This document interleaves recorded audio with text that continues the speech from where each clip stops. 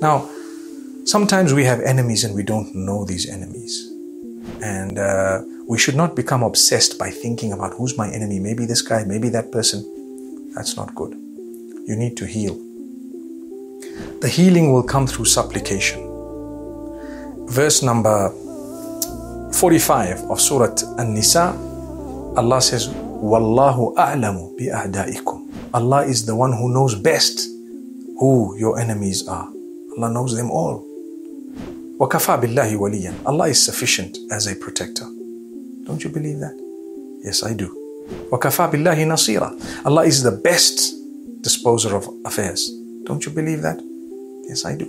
So in that case, leave it to Allah. That's a supplication that Allah subhanahu wa ta'ala has, it's mentioned in the Quran, and it would be a merit for us to repeat that with conviction that Allah is indeed the best disposer of affairs and protector.